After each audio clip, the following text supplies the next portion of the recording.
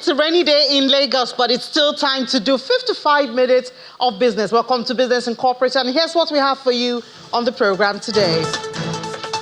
An expansion is coming the way of East African community. They're set to accommodate Ethiopia and Ecuador.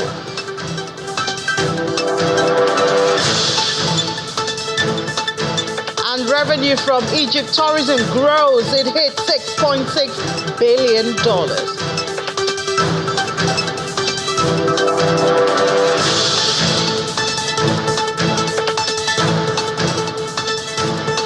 And it's still tourism for Zambia. Now they have waivers to attract more Chinese tourists into the country.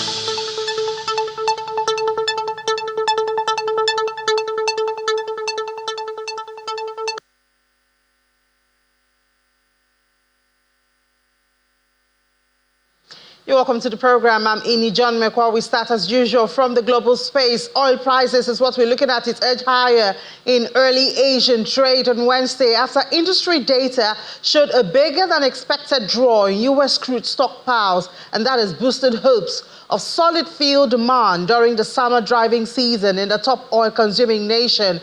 Brent crude oil futures climbed 16 cents, that was 0.2%, to $85.60 a barrel, while U.S. West Texas Intermediate crude futures rose 14 cents, same 0.2%, to $82.95 a barrel. Both benchmarks closed down on Tuesday as fears faded that Hurricane Beryl would disrupt production in Gulf of Mexico. The Energy Information Administration of the statistical arm of the U.S. Department of Energy is due to release its weekly data later on today, about 2:30 p.m. And U.S. gasoline demand is expected to ramp up as the summer travel season picks up with the Independence Day holiday this week. American Automobile Association has forecast that travel during the holiday period will be 5.2% higher than last year, 2023, when car travel was 4.8%. On the supply side, OPEC oil output rose in June for a second consecutive month as higher supply from Australia, Nigeria, and Iran offsets the impact of voluntary supply cuts by other members and the wider OPEC Plus alliance. But there's still that threat from Hurricane Beryl that tearing through Caribbean Sea and is expected to have weakened into tropical storm by the time it enters the Gulf of Mexico late on this week. Still in the global space, gold prices were flat on Wednesday as investors await minutes of the Federal Reserve's last policy meeting for fresh cues on what the United States Central Bank will start cutting interest rates. Spot gold was a little change, $2,331.97 per ounce, while U.S. gold futures gained 0.3%, $2,340.20. Spot silver rose 0.4% to $29.63 per ounce. Platinum also went up 0.7%, $997.85. Palladium was on the flip side. It declined 0.7% to $1,014.64 after hitting a more than 1 week high earlier. Uncertainty as well as persistent central bank buying is a major driver of prices at this time. Now to the airspace, where the International Air Transport Association, IATA, has shared its forecast for African airlines by the end of 2024. The association expects a $100 million profit, which translates to just 90 cents per passenger, well below the global average of $6.14. Other financial outlook highlights include profit per passenger, which is expected to reach $0.9. That's nearly doubling the 2023 figure of 0.5, reflecting improved operational efficiency and increased demand, but well behind a global average of $6.14. Profit margins are anticipated to be 0.6% of revenue, and that's up 0.4% in 2023. This remains significantly lower than the global net profit margin of 3.1%. Revenue passenger kilometers growth at 8.5%, indicating continued growth passenger demand across the region. This does, however, lag behind the expected growth in the capacity of 9.1%. Load factor is expected to reach 61.9%, slightly ahead of the 59.8% that broke even load factor for African Airlines. IATA, however, notes that to meet this projection, the African airline sector needs to overcome many challenges: infrastructure deficiency, high costs, onerous taxation, and the failure to broadly implement a continent-wide multilateral traffic rights regime.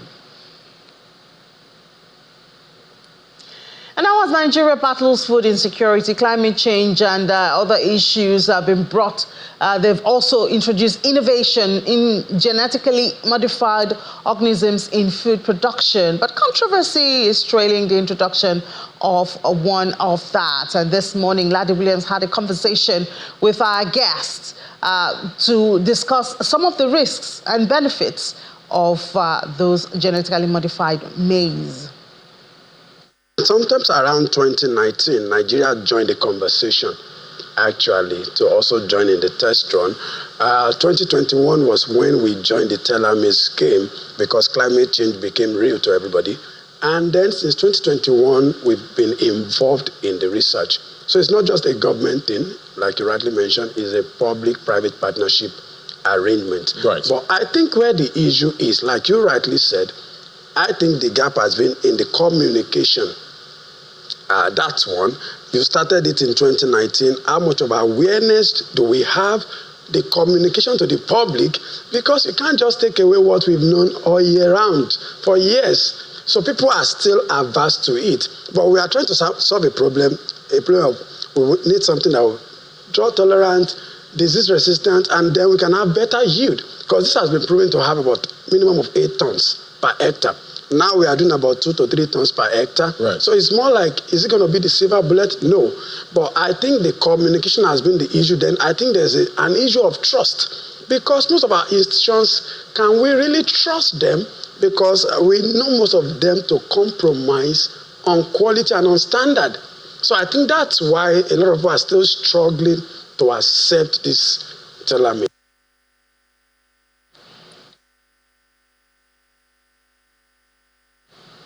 And now we'll talk about currency in circulation in Nigeria, the implication for the economy, and yes, the value of the naira that you are holding. A couple of days ago, we did see that number, that M3, that's the money supply, was close to hitting 100 trillion naira as at May 2024. It stood at 99.23 trillion naira.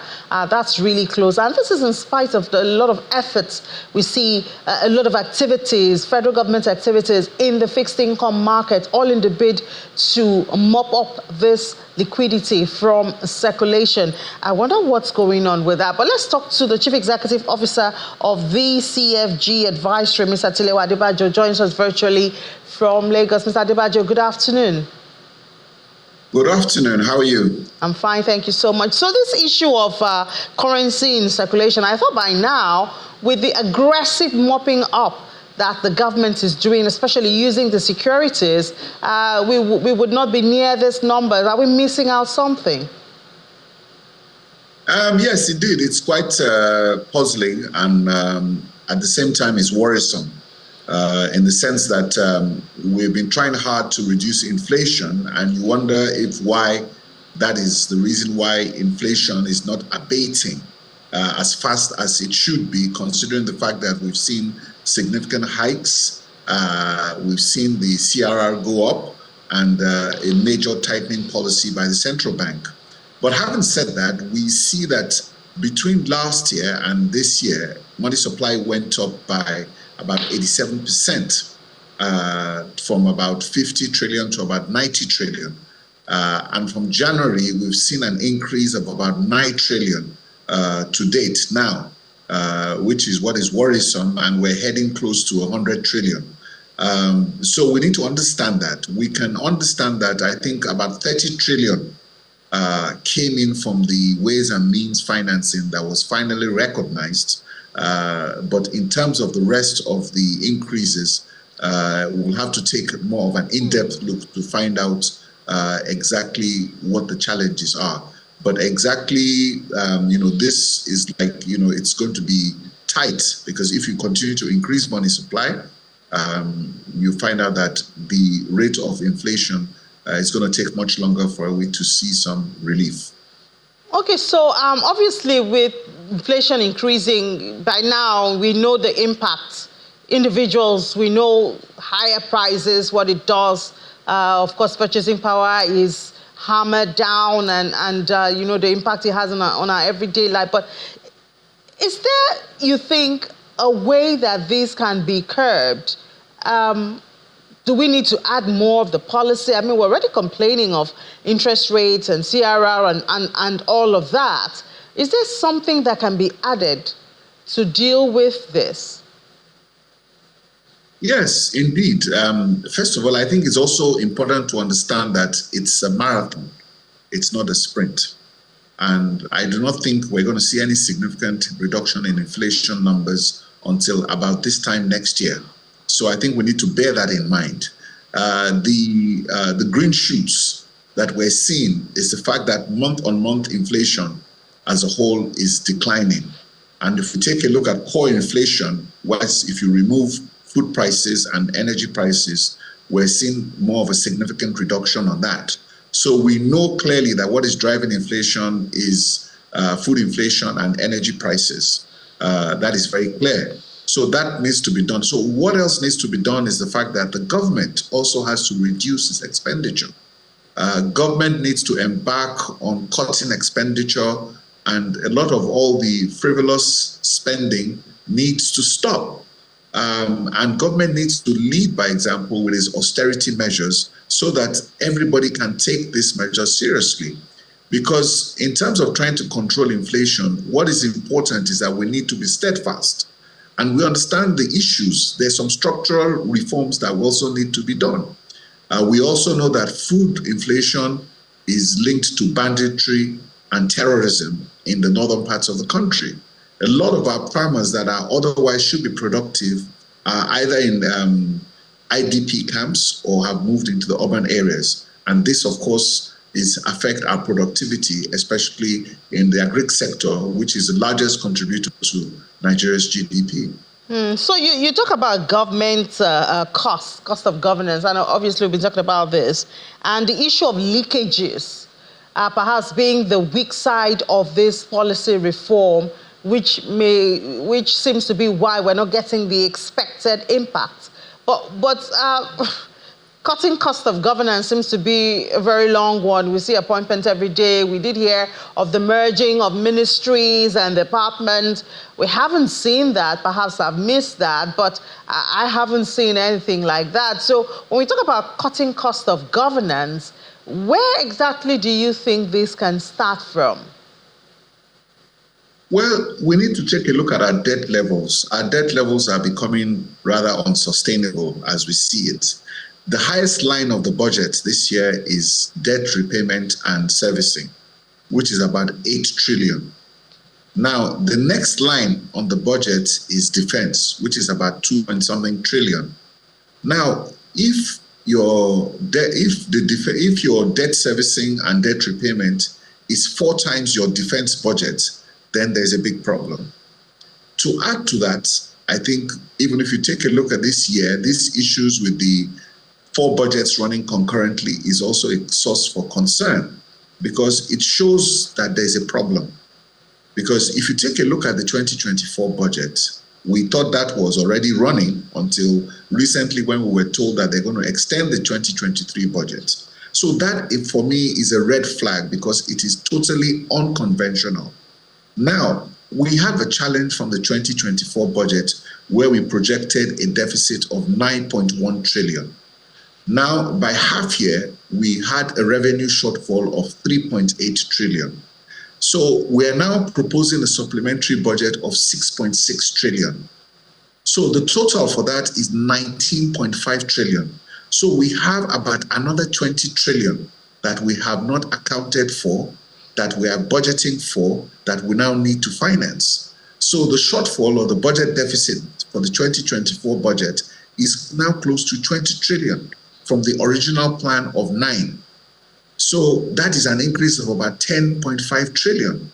So for me, that is really where the concern is. So it is important that we reconcile and we consolidate all these budgets so that we understand the true position. Because the run rate for borrowing, according to the Debt Management Office, is that the government is borrowing about 7 trillion a month, every quarter. So if you do take a look at the same run rate, you're looking at close to 30 trillion of borrowing this year alone. Now, if 8 trillion is what you're using to service your debts and pay it back a year, and interest rates are going up, these numbers are going to go beyond 8 trillion. So there's a significant challenge now because, debt payment has become the highest line in the budget. And, it's not sustainable that your defense budget is, your debt repayments and debt servicing is 4 times that of your defense budget, not to talk about healthcare, agriculture, education, and social services. So we really need to go back to the drawing board and relook at government finances and how government is spending money. Because right now, this concurrent budget is a major red flag. Yeah, Mr. Adebayo, and I'm glad you brought up that issue of the concurrent budget, because just before we came on air, we're discussing it in the office and wondering, I mean, even for private companies, you do close a budget for the year, and then you start another one, even if you were to carry over some projects, up to the next budget or the next budget year. So what's the implication of this concurrent? We have the 2024, we have the supplementary, and then we have the 2023 now extended. I mean, what are the complications, really? Why do we even have to do that? Why can't we be done with one and move to the next? Well, that's why I said it's totally unconventional. And I don't know the reason why that has been done, but it's unconventional. As you said, it wasn't until about 2 weeks ago I found out that we were not running the 2024 budget. We need to consolidate these budgets, because if you're doing that, first of all, we don't have the funding for all those 4 budgets. The funding is not in place.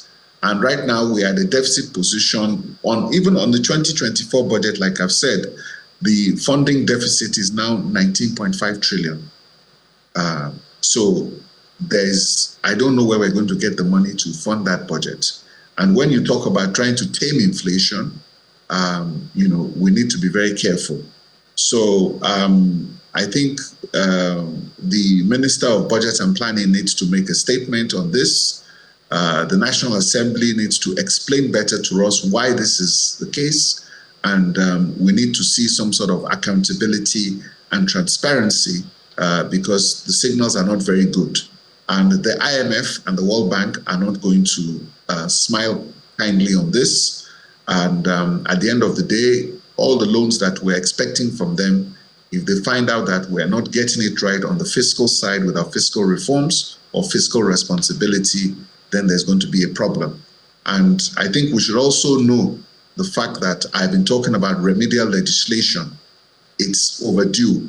We're violating the Fiscal Responsibility Act, and we're also violating Section 38 of the CBN Act in terms of the securitization of the ways and means financing.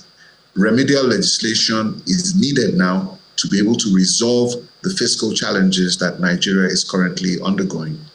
So what happens if nothing is done? I mean, if we have this concurrent budget running, we have the continuous increase in debt servicing, and then, of course, we have money in circulation also continuing to increase. What harm or what can be the impact on the economy and especially our purchasing power? Well, with the challenge, like you said, is to reduce inflation. So if you continue to put money into system, then you're going to, the aim of getting to 21% interest rates by year end is going to be under a lot of challenge. The impact is the fact that there's a limit to which you can borrow. So eventually we're going to get to that limit. I think we've already exceeded that limit. And I think that is really what we need to start to address, so that we can now begin to go back to the drawing board. But even though you're running 4 budgets, you can't fund all budgets. So somebody has to make a decision as to what the priority is with the funds available and what they're going to do. So the worst thing that will happen is the fact that you don't have money, and then when you have money, you now decide which one of the projects you are going to fund in the budget. But without a doubt, the recurrent expenditure will have to continue. So where you'll find that the challenge will be on the capital expenditure with projects. And that will be on a first come, first served basis. And then somebody will now have to sit down and be the decider on what projects get funded and what projects does not get funded. So at the end of 2024, then maybe we'll start implementing the 2024. At the end of 2024, we'll conclude 2023 budget, and then 2025 we'll start implementing 2024 budget. But we do not want to get into this cycle. It's not conventional. Yeah, it does sound complicated right there, but thank you so much for your time. The Chief Executive Officer of the CFG Advisory, Mr. Tiliwa Adibajo, thank you.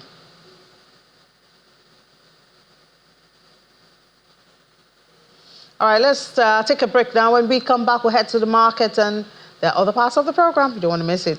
Join us again.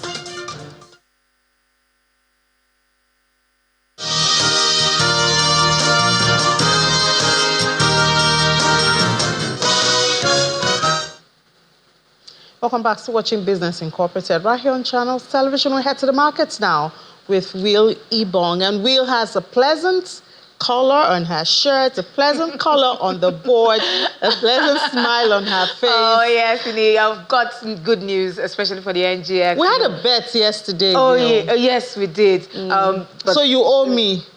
Well, the market owes you. Now it's the market. The market owes Okay, you. all right. So we did see that positive sentiment from yesterday spilling into today's intraday activities. Yeah, and looking, well, not very good, but at least better than yesterday. Better than yesterday. We did close marginally up yesterday. We still see that marginal slightly up, that uptick for today at intraday. But just anything can happen. Anything can happen, but we're hoping for it sustains it and, closes in the green as well. But let's just check out how other markets are doing at intraday. We see major equities in Africa positive at intraday. Nigeria's NGX, as we're discussing with Ineos, green up by 0.08% at intraday, still holding on to that 100,000 level. And this was lifted by gains in banking stocks. Now, South Africa's GSE was also trading up at intraday, 1.49%. It's looking good for these equities. Now, elsewhere, Egypt's EGX30 traded up 0.73% at intraday, still holding on to that 28K level and probably climbing up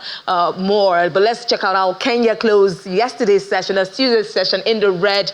Hope it has a rebound at the close of business. But let's find out what's going on in the fixed income space. We're going to be talking to Favor Agbamuche, fixed income dealer.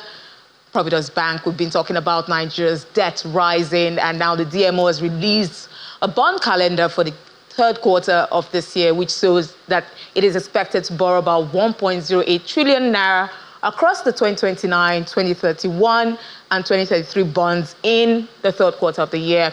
A favor of you there. Looking at the first half of this year, we've seen the federal government has so far raised over 4 trillion naira. The target for 2024 was 6 trillion naira. But talk to us about this calendar. And is it safe to say that the government will surpass this amount? That's the 6 trillion naira, considering their weighted supplementary budget. Thank you, Will, for having me. So, like you rightly mentioned, the DMO has raised 4 trillion out of the 6 trillion target that they have. And then looking at the auction calendar that was released, if they raise 1.08 trillion this quarter and another 1.08 trillion, they are well on their way to meeting this target. Even with the supplementary budget that we are expecting, we have seen historically that they're always able to raise higher than what was initially on offer. So this is definitely feasible for them to meet and surpass the budgets.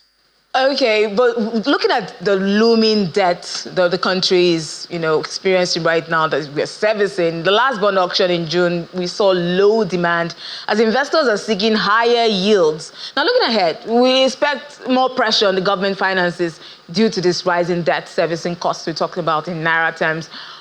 Do you see the Naira, the government giving into higher yields, and how do you see it able to sustain the debt servicing costs that we're experiencing? Okay, so like we just mentioned about the supplementary budget, once that is released, we know that the government has to borrow more. And then seeing as the last auction participation was really, really small, not as much as we have been seeing, we know that the government will need to increase the interest rates so that investors can be attracted to come into the market to buy. So unfortunately, we don't see any immediate relief concerning Nigeria's debt servicing costs because of the high interest environment that we're currently in and that we're going to be going into. Okay, so that's good news for investors, those looking to borrow money to the federal government, they'll be cashing out. Hopefully inflation, it doesn't erode the yields and the interest that they get there. But let's look at market liquidity and how's that impacting yields. What's it looking like at the moment? How's it impacting the interest rate environment? As at today, liquidity is into negative over 1.2 trillion. This is owing to settlement of FX obligations and then CRR debit. We expect this liquidity, this tightening to continue until maybe we begin to see inflows from coupons and then OMO maturities during the course of the month. But with this tightening liquidity, yields are also going higher because people need to sell off to be able to provide liquidity to meet their daily business needs. So what instruments are investors buying and at what end of the curve? Okay, so currently we're seeing demand on long end of the curve, OMO and NCB bills, but we're also seeing demand on short end October bills because 24 October in 2 auctions after now, 24 October is going to be the new 91 days. And the bill is currently trading at 19.5 levels, but we can see that 91 days in primary market is being offered at the 16 level. So this is a good security to buy now at the 19 levels. And then when it becomes the new 91 days, you're selling off and then you're pressing out. Thank you so much, Favor Agbamuche, fixed income dealer, Providence Bank, for sharing your insights on Business Incorporated.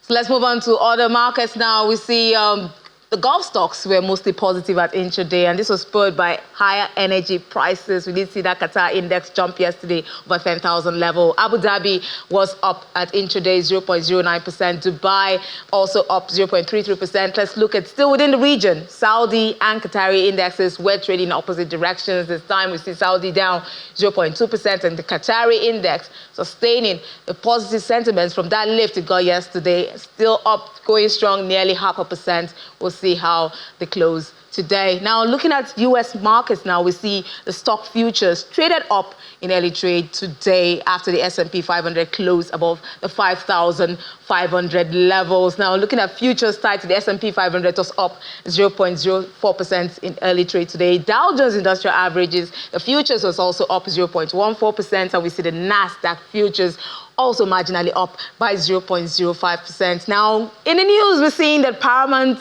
Global shares popped over 9% in extended trading. And this is following reports that Shari Redstone's National Amusements have reached a preliminary deal to sell its controlling interest in Paramount Global under the tentative agreements. Now, Skydance would pay $1.75 billion for National Amusements, which owns 77% of the voting shares of Paramount. Now, the deal includes a 45-day go-shop period in which other bidders could submit offers, and this is according to reports. Now, looking at other markets in the U.S., the Treasury yields held steady on Wednesday as investors looked ahead to key data and digested remarks from Federal Reserve Chairman Jerome Powell. Powell on Tuesday said progress was being made on inflation. However, he also said that the Fed wanted to see more before moving to cut rates. Let's get more highlights of Tuesday's market performance with our correspondent, Maria Bird.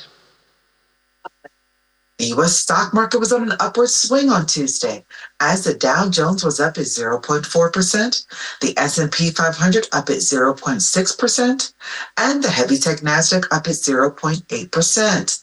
Many investors are very much watching to see what will happen next, as news from Chairman Powell of the Federal Reserve made many investors hopeful that we could see interest rate cuts in the near future, as he believes we are on a deflationary path. Inflation is showing to slow down. This is making many investors hopeful as they're watching to see the strength of the U.S. economy. Companies like Tesla are showing rebounds, which is having much hope for what could be over the next few days and weeks ahead. It is also clear that the cooling of the job market might not be as bad as once thought. We are still showing a resilient labor market. This is having many hopeful that we could see a stronger rebound in the U.S. economy and inflation coming down much sooner than expected.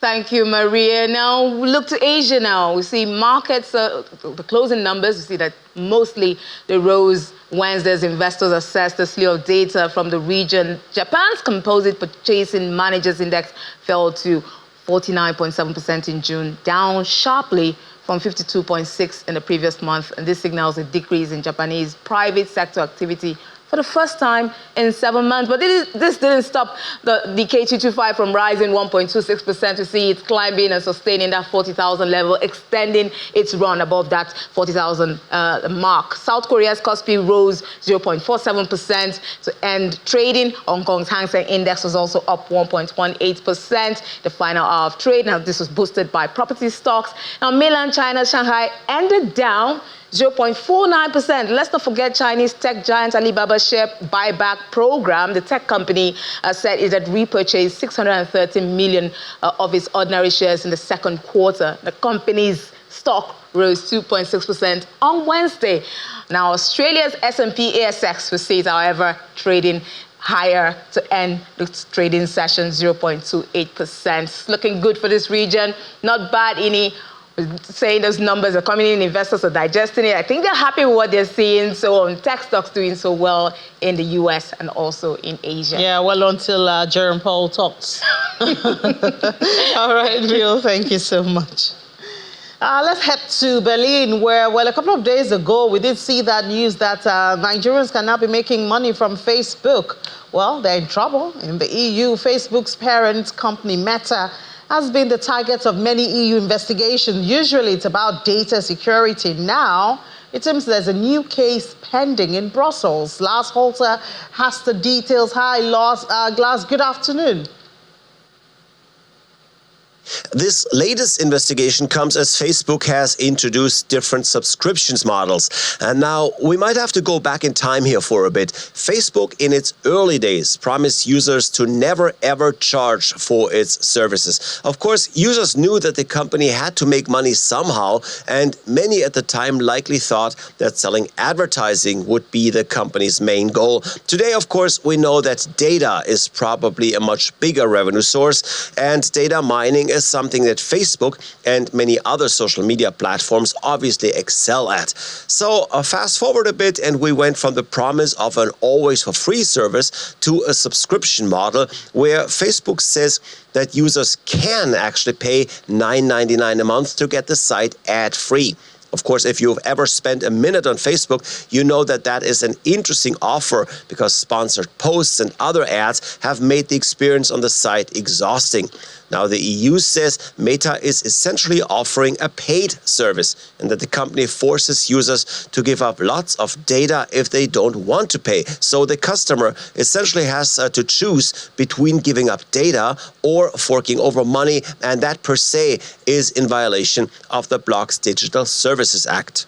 Yeah, but Lars, this is not the only investigation that Brussels is carrying out against Meta. No, not at all. Facebook, or Meta for that matter, has regularly been targeted, and another current investigation is into whether Facebook does enough to prevent kids and youth from falling into a social media kind of addiction.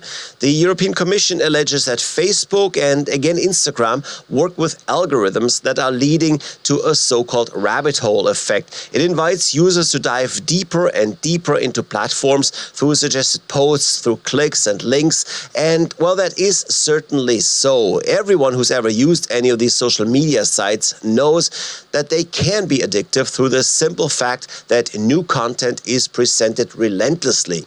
Now, the question is, what is Facebook doing to protect kids? Is their age check sufficient? Is the data protected? The EU says it's likely not. For Meta now, these investigations are not to be taken lightly. According to the Digital Services Act, the bloc can fine a company up to 6% of its worldwide revenue. So we're looking at potential fines of upwards of 10 billion euros. All right, let's head to the market now and see what investors are looking at. Well, it's mostly economic data, as so often. We're looking at the Purchasing Managing Index out of Germany, the EU, the UK, the US, and India. Quite a bunch of numbers here. And they're important because they're often seen as an early indicator for how an economy is doing. Also, we're looking at Portugal, where the two-day ECB meeting is coming to an end. We'll be hearing from ECB President Christine Lagarde, who said yesterday that she's not in a hurry to further lower interest rates in the Eurozone, given the low unemployment rate there. All right, Lars, thank you so much for that. Thank you, Ini. Let's come back to Africa now, beginning with East Africa, where the East African community is considering the admission of Ethiopia and Djibouti into the bloc. This comes on the heels of Somalia joining the bloc, an indicator that regional leaders may now be looking at integration expansion as one of the strengths that the region can leverage.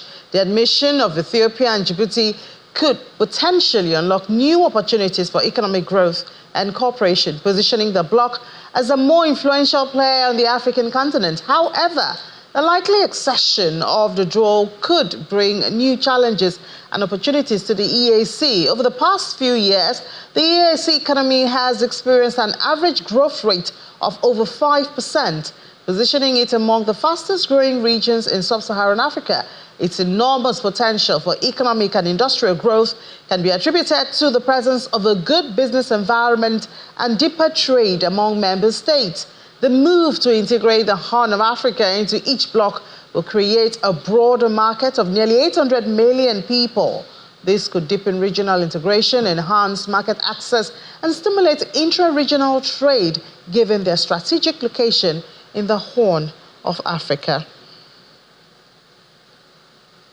Now to Egypt, where the country has recorded $6.6 billion as its tourism revenue in the first half of 2024. That's surpassing $6.3 billion during the same period in 2023. Egypt's Ministry of Tourism and Antiquities, who shared this in a statement, notes that the number of tourist arrivals during the first half of 2024 reached a record high of 7.069 million.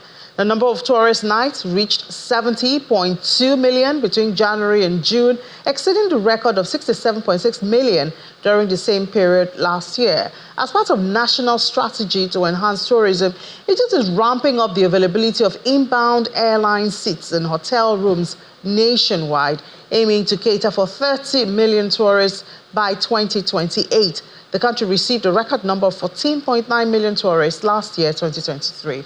The tourism sector is one of the main sources of foreign currency for Egypt, contributing about 12% to the gross domestic product and providing jobs for around 3 million people.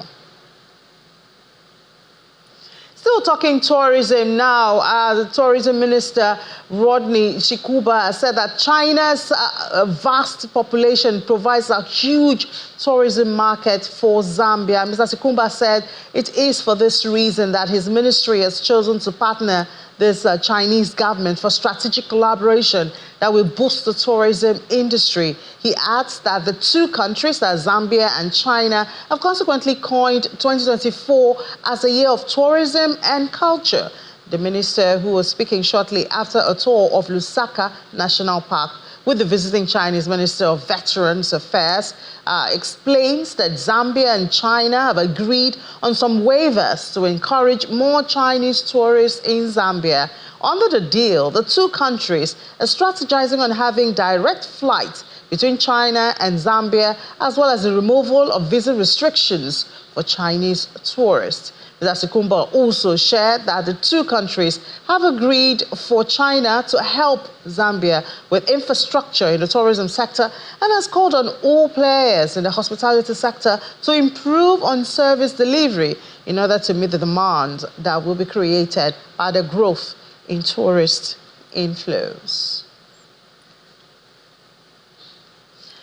And now the World Bank has said that it is restructuring the Nigeria Digital Identification for Development project to guarantee complete disbursement. And then from Nigeria, we do move to Rwanda, where it doesn't look like it's very good. Talking about the Rwanda savings rate for that country. And we have seen for the period in view that savings rate has a percentage of gross domestic product is at 12.5% by the end of 2023, dropping further to 11.3% in the first quarter of the year. Rwanda had targeted to achieve about 23% savings rate by the end of this year, a target that seems unlikely given the negative trend that has been observed since the advent of COVID-19 pandemic. The country's savings rate had increased to 16% in 2021 before falling to 15%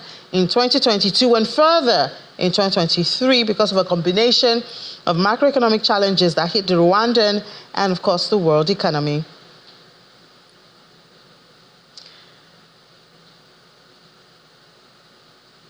And now in South Africa, the country is seeking to alter the terms of a landmark agreement under which it promised to cut its reliance on coal in exchange for access to financing.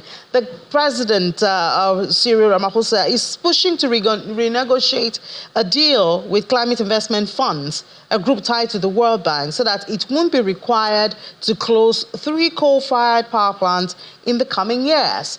The plants, owned and operated by Eskom Holdings Limited, are among the country's biggest polluters, and that's according to government advisors. South Africa is risking a $9.3 billion climate finance pact by delaying the closing of a number of coal-fired power plants, following an agreement known as the Just Energy Transition Partnership.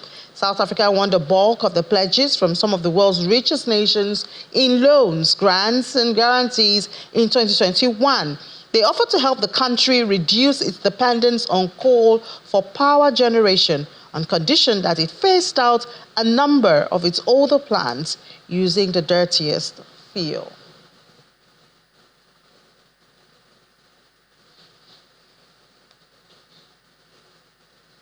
Well, the world is talking about energy transition and climate change, but the reality, especially when it comes to Africa, is that the continent wholly depends or largely depends on those natural resources, for its energy, and getting away from it is going to cost the economy a whole lot. Well, let's go to the crypto space now. I do know I had a gist right. Just before. I did call Lad this name, so I don't know why. Laddie, I can see you're on fire. I'm like the genie that disappears. Yeah, because I know we saw this story just before we came on from KuCoin, that they are going to be taxing users in Nigeria. Yeah. And I mean, that means that you can now do whatever transaction you want, and it's being regulated. Exactly. Like, I was surprised to get that, to see that email, earlier to KuCoin users at this time, and it's quite interesting that this is actually coming from KuCoin first. So before who knows? The government. Who knows if because Binance, you'd have expected like SEC also would come to say with some kind of information. Exactly, yes. Or the CPN. We know the knocks that the crypto community got from these regulators some months ago. Exactly. So I mean, just getting an email from KuCoin to say, that they can now charge VAT. They now charge VAT users, and so that means the peer-to-peer button will resurface and people will be allowed to do the. Who knows? Who knows if that's going to come back? Watch this space. We know how that's been blamed for Naira volatility. Exactly. But, we'll see. But some of the headlines, you see Grayscale, Bitwise, Bitcoin ETFs, seen huge outflows from those ETFs. You know how, the ETFs actually moved Bitcoin over 40% in the first half of 2024. So we're seeing a lot of outflows from there. Then we see Fidelity and Signum, they partner with Chainlink at this time. We know Chainlink, one of the major cryptocurrencies in the market there, how they integrate most blockchains at this point. So we're seeing big wigs like Fidelity and Signum partner with them to actually boost interconnectivity with blockchains right now. Let's bring in roommate Dominic now. He's deputy manager at Aviate Industries. Join me via Zoom. Great to have you on the show. Thank you very much for having me, Ladi. Yeah, so I'm sure you've seen this story or this news from KuCoin at this time. I'm surprised it's coming from KuCoin first. But before we get to that, talk to me about this recent drop. We're seeing with Bitcoin. It did drop below that $60,000 level. What's driving Bitcoin down? Is it the German government or those massive whales that have been moving Bitcoins around?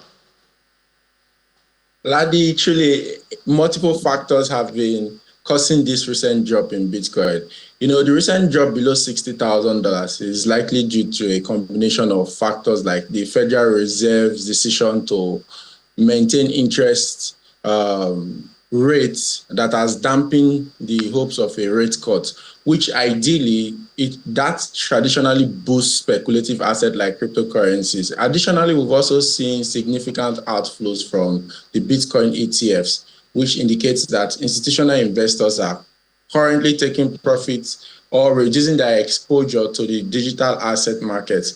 And there might also be some residual fear from most of the recent banking instability and the lingering concerns about regulatory crackdowns. This combination of factors must have caused the recent drop in Bitcoin.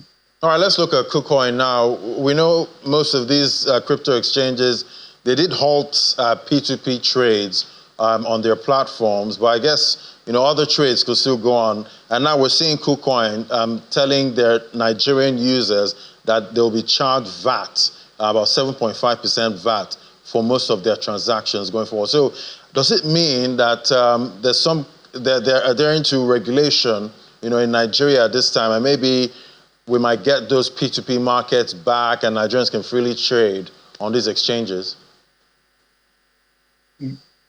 About 2 weeks ago, when we were on this show, we were looking at some of the regulatory policies that have truly affected a lot of things in the world. And, Nigeria, we have established again as taking a forefront in digital asset revolution and setting a pace and a platform and a framework for every other country, especially in the African continent, to follow. And KuCoin is actually just complying with the new tax regulations in Nigeria that requires them to collect VAT on transaction fee for users that are based in the country. Prior to now, there has been a circulation for a 10% VAT fee for most of the cryptocurrency firms that are operating here in Nigeria, and that should be implemented with the national blockchain policy that came in 2023 as well. It is a good thing that we're seeing this come into fruition now, as the VAT is coming back to our government that can see that they can use some of those fees to develop much more better infrastructures that can help citizens. And now, I want to know how the users will feel, about this. Do you think Nigerian traders will be happy to be taxed by 7.5% VAT? Well, truly, the 7.5%, let's get it clearly. It is not a 7.5% tax on their capital. It is a 7% tax, 7.5% tax on the trading fee. So just imagine, let's say they are going to charge you a $1 trading fee to possibly trade on KuCoin before. Prior to now, before this came, they used to charge trading fees across different trading platforms. And it still remains that trading fee now that KuCoin is charging you, or that KuCoin will charge you, Ladi, let Nigerian government be able to make 7.5% tax on that trading fee and let that be paid back to the government. So it is the owners of the platform, KuCoin, that are also now escalating it to affect their users by saying, okay, we'll still take some more from your money. However, the government is majorly focused on the trading and transaction fee that KuCoin is making being remitted back to them. All right, we'll definitely keep tracking that story. But let's look at the ETFs now. We're seeing Grayscale and Bitwise Bitcoin ETFs, major withdrawals in this period. Is big money living crypto at this time? It's not necessarily a mass exodus. While ETF outflows are truly noticeable, one important thing for us to remember is that institutional investors have different strategies and time horizons. Some may be taking profit after the recent highs, and others could just be reallocating their assets into other investments. This truly does not necessarily signal a complete loss of faith in the cryptocurrency market. We have seen similar fluctuations before, and the market has historically rebounded from this type of fluctuations. All right, we'll definitely see. But talking about fluctuations at this time, where do you see opportunity in this market right now? The opportunity largely in this market has always lied with people that are smart investors and long-term investors, people that have long-term potential return and diversification mindset. I believe this dip presents a buying opportunity for those with long-term perspective. The Bitcoin fundamentals, like its limited supply, its growing adoption, has not changed. Moreover, blockchain technology continues to mature as the regulations are also becoming clearer, like we have just made mention of before. So we can expect more institutional involvement, which would definitely drive the prices up in the long run. Of course, any investment decision should be made carefully and based on the individual risk tolerance. But market sentiment truly, which says buy when the market is fearful and sell when the market is excited, should truly see that smart investors are getting a scoop of this recent drawdown and have a positive mindset. Definitely time to be a smart investor at this time. Thank you so much, Rumi Dominic, Deputy Managing Director, Aviate Industries. Always great having your perspective. Thank you. I'm grateful for having me. All right, so there you have it. I'm wondering how hard or easy it is being an investor in this time when you see how much we're spending for tomato and pepper, and it's not easy. Rumor says be a smart investor. How do you get smart? Rumor says be a smart investor. When your disposable income is exposed. But we'll see. The opportunities in There's always an opportunity. Just look closely, very closely. Closely. Yes. All right. All right, so that's it on the program. Thank you so much for being a part of Business and Corporate again today. It's always a pleasure to have your company all through this 55 minutes. We'll do it again tomorrow. I'm Ini John McQuarrie. Enjoy the rest of your day.